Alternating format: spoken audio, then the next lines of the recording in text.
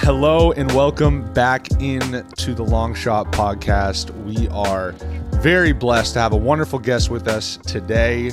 Her star began to rise when she led coverage for ESPN during the NBA bubble. She then served as a sideline reporter for the NBA Finals last year and became the youngest to ever host the NBA trophy ceremony. Now, she is the host of the new ESPN daily show called NBA Today, which is now airing. Malika, thank you so much for joining us. I know you have a crazy schedule, but thank you for taking some time. That was quite the intro, Duncan. I'm ready now. Love that. We try to, here at the Long Shot, we try to, give our guests a nice little runway into the interview. And yours was pretty easy to do. You've accomplished a lot, particularly recently. So first off, how's everything going? I know you're in the middle of kind of a move, transition. Yeah. Talk to me a little bit about life right now. It's a lot, but I'm excited, right? So moving cross country, I wasn't sure how I felt about leaving New York City. I am from California, but I hear all these people saying, oh, well, like, welcome back home. Northern California, Southern California, very different, little bit of a rivalry, but I am a little bit closer. But it's definitely been a whirlwind just getting ready for the show that I'm so excited to share with NBA fans, but then also trying to make sure, with coronavirus, all these furniture deliveries are delayed. So it's like you get this one estimate and then it's like, oh yeah, we'll see you have a place to sleep in January. So it's sort of like trying to get all of that together at the same time. It's been a lot, but it's been worth it so far. Yeah, I will say, obviously we're still in the midst of the pandemic, but the ramifications of it continue to extend its tentacles, everything, chip shortages, furniture, yes. Like it's just everywhere. Which is, I know that's like the least important part of this whole thing, me whining about when furniture is going to be delivered, but it's crazy to see just how far, like you said, it reaches. No, for sure. So, I gave you a little intro, but I also don't want to discredit, like, prior to this kind of rise that you had starting in the bubble, like you had multiple other stops. You're incredibly qualified, but I am kind of curious how within the last year, you show up at the bubble, you're doing all the live coverage there. And then now a little over a year later, you have your own show on ESPN. How has that, just kind of this last year and a couple months, been just from where you're sitting?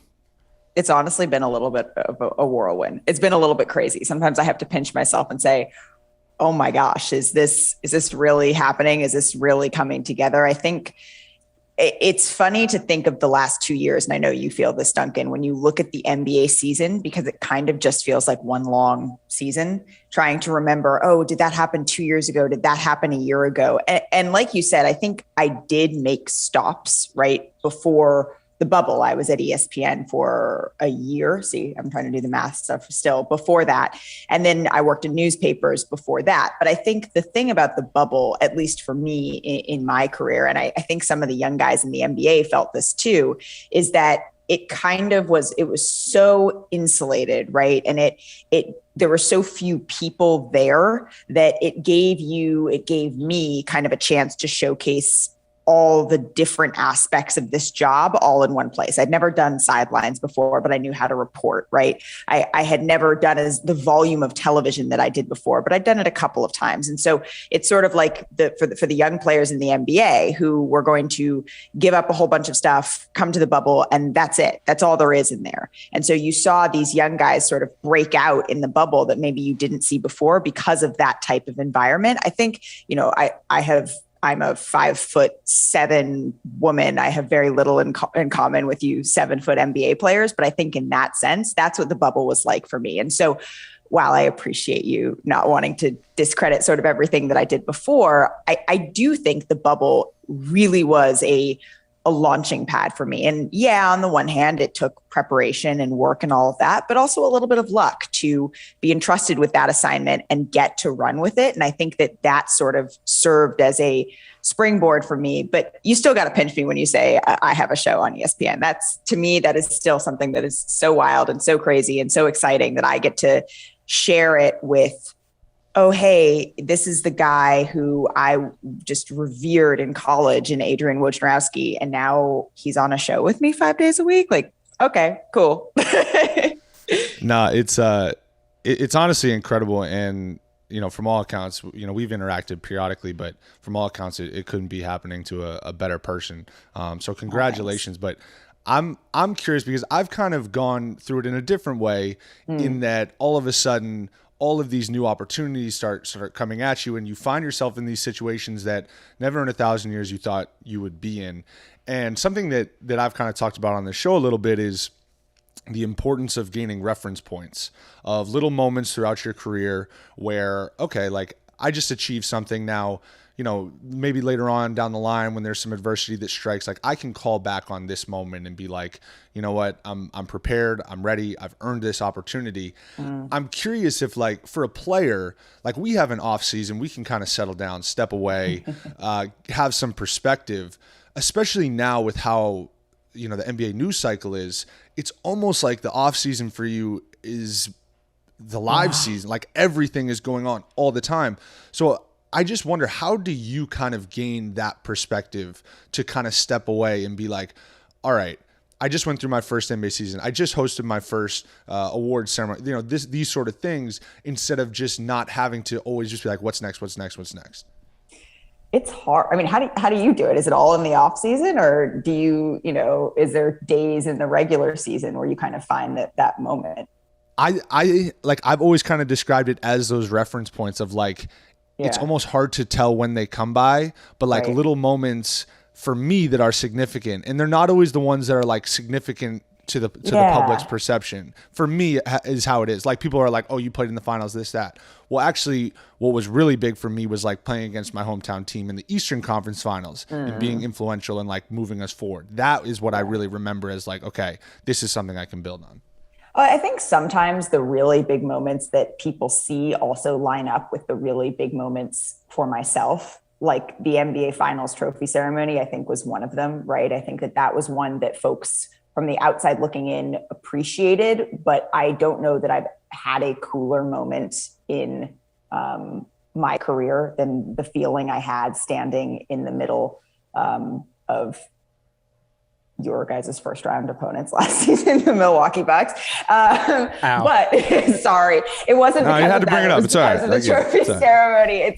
It's water under the bridge. Doing it again next year. You guys it's going to be great. I'm excited to watch you guys. But there's also things like I was thinking back the other day. ESPN sent me to Paris for the international games, and that was kind of a wild stretch because I was so excited to be in Paris, and I went for 4 days. I love it there. It was awesome. And I flew back, and Kobe Bryant died the next day. And so it was this just pendulum swing of being so excited about this assignment that it wasn't the most meaningful game. It was a little bit lopsided at the time. It was the Hornets versus the Milwaukee Bucks. And it wasn't that game. It wasn't really about the game. It was just about getting entrusted to do those things that are kind of a little bit different for a company that is so big and that has so many incredibly talented people in it.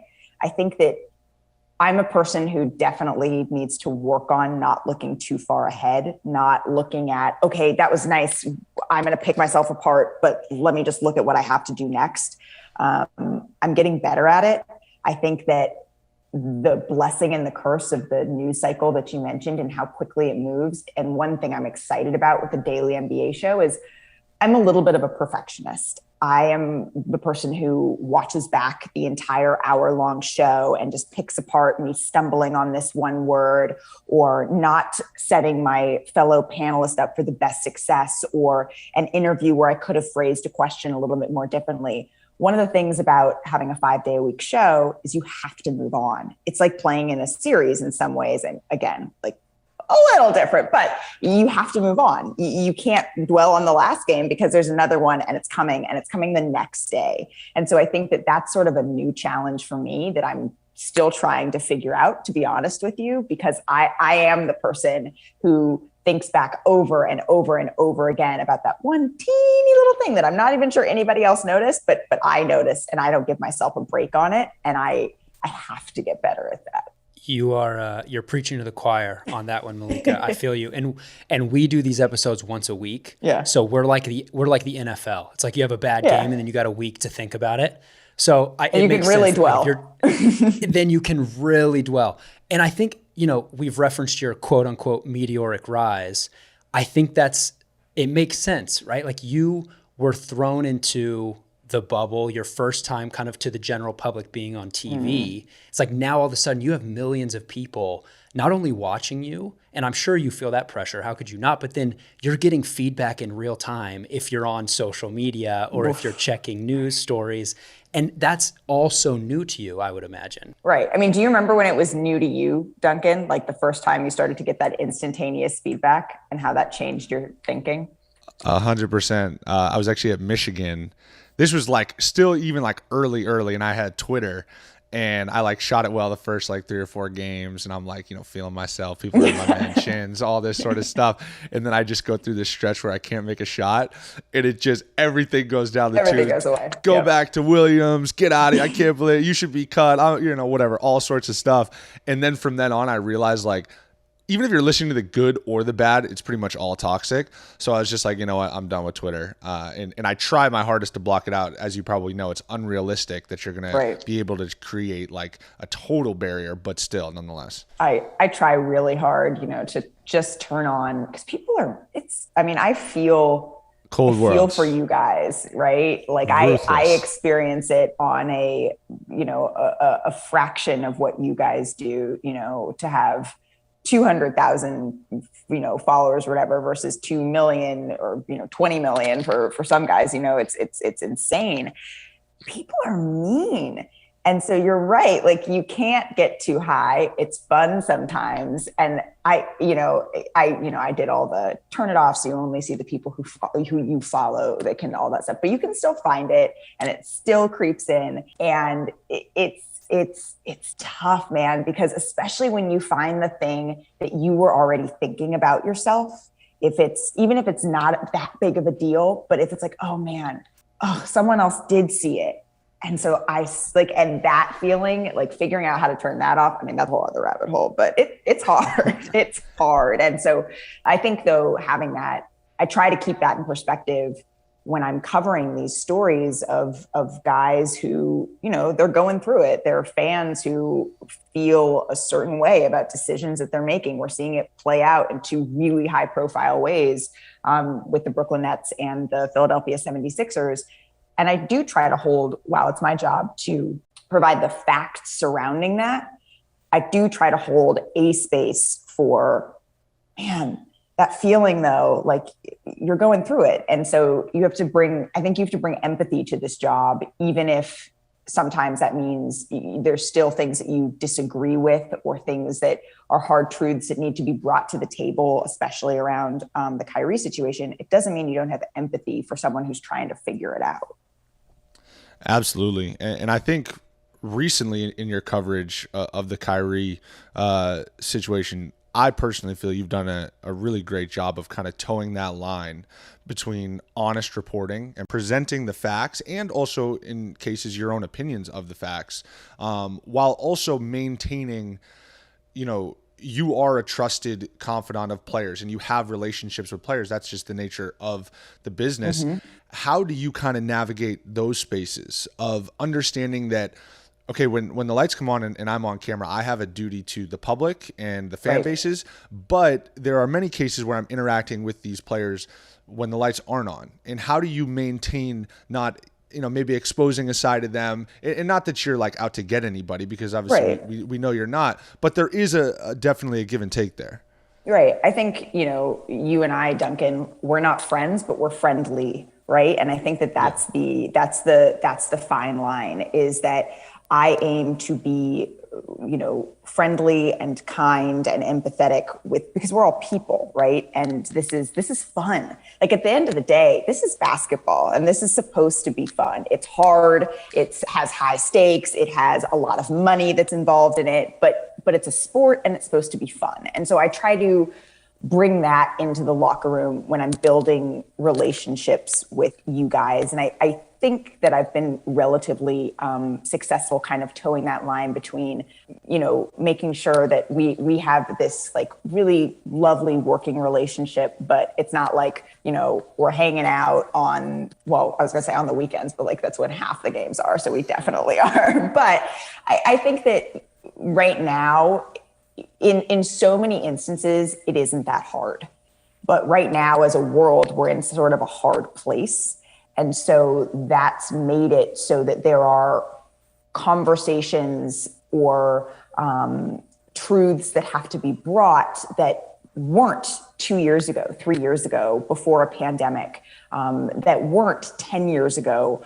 Maybe they should have been when race relations weren't quite in the foreground the way they are now. And so I think that first and foremost, my duty, it is to the public in terms of we're in this space in journalism. I was reading a column yesterday and it was actually about politics, but we're in this space now where it's no longer 1 for 1 is balance. It's no longer you need to give voice to X side and Y side, and that equals balance if Y side isn't factual. So it is my job to give someone the space to present their opinion. We can use the Kyrie as an example, right? We are going to play the clips of him speaking out about how he feels, because it is nobody's place to say your feelings are invalid. However, it is my job to say the science and facts contradict X. It's my job to say, Nicki Minaj, you can say that your cousin suffered some sort of issue around getting the vaccine, and there are side effects, but by and large, that has found in studies over and over again not to be true. I have empathy for the people who the guidelines have changed so frequently. At first, pregnant women were not supposed to, it wasn't safe yet. And now it is, but it's my job to keep up with that and present that. So I'm never going to say someone's feelings are invalid, but I am going to try to bring that other side. And that's a dance. I'm not always perfect at it. And that's when the social media stuff comes in and all this other stuff comes in. But I am coming from a place of trying to do right by people and trying to do right for people. And I think trying to keep that in perspective. I work for a network that is in part entertainment, but it's also to inform. And I take the inform part really seriously. And I think that's why I have and maybe you can speak better to this, but I like to think that's why I get along with players, is I think they see that. I'm not trying to get anybody, but I am trying to help make the general consumer of the game smarter. No. Here, take that word vomit. No, absolutely. It's really interesting because you started that off with saying it's just basketball. It's supposed to be fun, and then you and go then 20 minutes later. No. But you go and you take it to this place where you feel, and it's interesting because I necessarily would not have thought this, but you feel that you have to be, in some ways, an expert as it comes to vaccines or as it comes to like otherworldly events, which is, people look at you and like, okay, you're a basketball reporter, you cover the NBA, but in reality, like it's really interesting to hear you talk about this because it seems that you feel like you have a much deeper responsibility than just that. I love basketball. Like, don't get me wrong. I love basketball. I grew up going to Oracle Arena. My father is the biggest Golden State Warriors fan. And when people ask me if I still have fandom to the Golden State Warriors, my answer is I'm just a fan of my dad not being sad. I'm a fan of my dad not being sad. And so when they lose and my dad's like, hi, yeah, they lost. And I'm like, oh, gosh, can you guys just not lose so he's not sad, except when you play Duncan Robinson in the Heat or something like that. Right. But I love journalism. And I got into this because sports, I watched sports growing up. I love sports, but my college newspaper, the only opening they had was in sports. And so I was like, cool, I could do that. And I'll just kind of keep doing that. And subsequent opportunities opened up in sports. So when I got to the New York Times, what I loved is that their definition of sports was so loose. I mean, I covered the Stormy Daniels, Donald Trump saga because it played out at a golf course and that was quote unquote sports. Like that's sports. And so I love that. And then coming to ESPN, it was a different challenge for me to have sports be more in the foreground. And I love it. I love that it's fun. I love that it's light. I love that it can be an escape within this kind of insane world right now. But I do really appreciate the opportunities when I do get to go into something else because it kind of combines all of my interests in this little pot. But sometimes it's just about the free throws or the jump shot or the pick and roll. And I'm good with that. Like, I like that too. No, that's a great. I mean, the ability to be able to navigate in between the two, I imagine, is kind of like a dream come true, that you can wear multiple hats and feel like you're fulfilling that purpose that you have set out for. I think you just have to be curious, right? If you're curious, you're a good reporter. I mean, and you should be curious about the world. It should extend beyond whatever, politics, basketball, soccer, food, whatever it is you cover. You just have to be curious. So.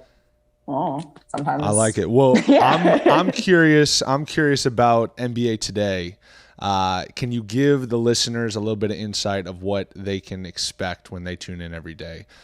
Yes. You on the show, right, Duncan? Of course. It is a home and away agreement that we have. So I have agreed to come on. That's Duncan. That's Duncan's home away from home. Just kidding. I'm really excited about sharing this show because I think I've said this. Probably it's becoming like a catchphrase almost, but I do think it takes so many parts of so many sports fans' favorite shows. I think it has the discussion and analytical side of it. I think it has our analysts up at the touch screen, up at the hoop, recreating shots, going through exactly, we're going to pick apart this play and what needs to happen in the future.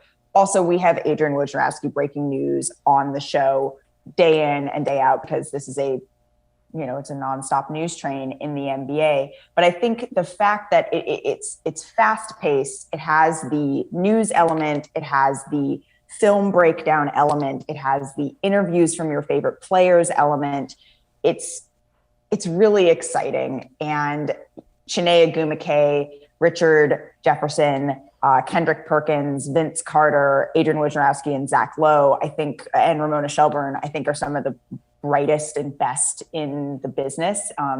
You talked about me being a trusted voice, I guess. I learned how to be that, I think, from a lot of these people. And I think that from a basketball perspective, Kendrick has won a championship. I know fans, you love him or hate him, but he's been there and he's done it. Richard Jefferson has won a championship. Love him or hate him, he's been there and he's done it. Vince Carter is one of the all-time greats. And so to hear them break down the game, they do it better than so many do. And I'm really excited.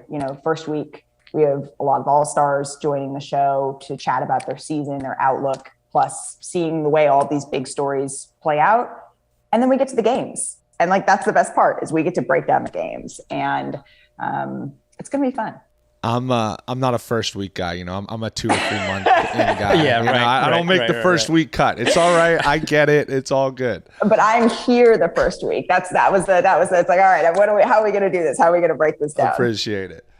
You didn't give yourself flowers in that lineup, so we'll do it for you. You're there also, running point. Yes, I exist. The show is in good hands, and it's daily, which means you get to give it your all on Monday and then move on, and you don't have to think about it. And give it mostly my all on Tuesday and sort of my all on Wednesday. No, just kidding. Yes, I'm going to try my very best to sort of that, but getting that, because I had an NBA schedule, right? I went the later half of the day, games. Now it's the early, this is at noon Pacific, 3 Eastern. So that 6 a.m. wake up call it is something. We are getting used to that. We need some big face up in here, Duncan. That's what we need. There you go. I'll see if I can cut you a deal because the prices are outrageous. The prices are steep, man, but we'll work on that. But no, I'm really excited about the show. I think it's going to be a lot of fun, and the show's going to look different on day 60 than it will on day 1. And it's going to be a journey, but it's going to be a fun one. And I still get to be on the sideline. So I get to come and see you guys and see you play. And that was really, I think so much of this league is you got to be around, right? Everyone knows everyone here. So that was important. And I'm excited about that part too. Dave, the NBA is back, and at DraftKings Sportsbook, an authorized sports betting partner of the NBA, the key to victory is a strong starting 5. New customers can bet just $5 on any NBA team to win their game. And if they do, you win $200 in free bets. DraftKings Sportsbook customers can also get skin in the game with the new same game parlays. Combine multiple bets from the same game for a bigger payout. Who doesn't want a bigger payout? The more legs you add, the more money you can win. Pretty simple stuff. DraftKings is safe, secure, and reliable. Best of all, you can deposit and withdraw your cash whenever you want. It's my money and I need it now. And DraftKings will give it to you whenever you want. Download the DraftKings Sportsbook app now. Use promo code LONGSHOT.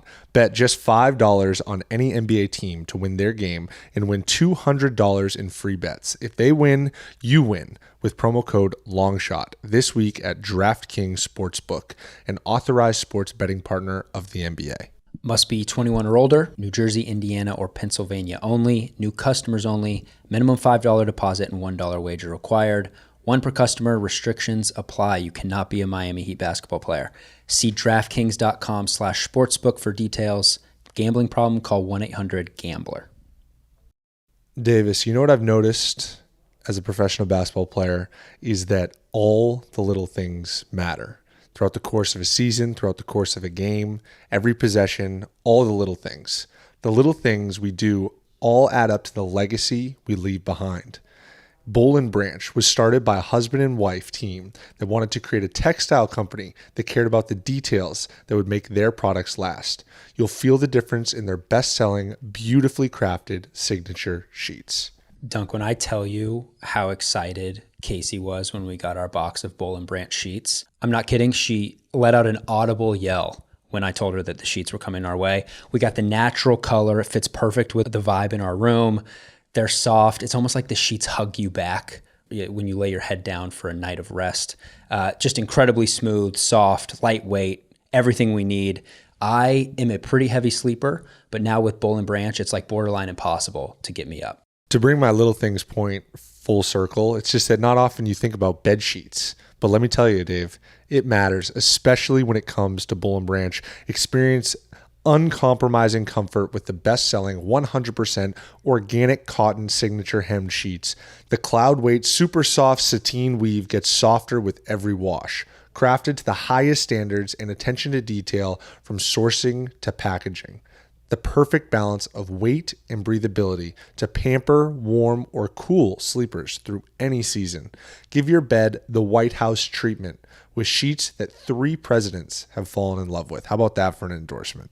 That is a pretty good endorsement. To experience an entirely new standard of comfort, visit bollandbranch.com. Get 15% off your first set of sheets too, Dunk. All you got to do is use promo code LONGSHOT. That's bollandbranch.com, BOLL and branch.com, promo code LONGSHOT.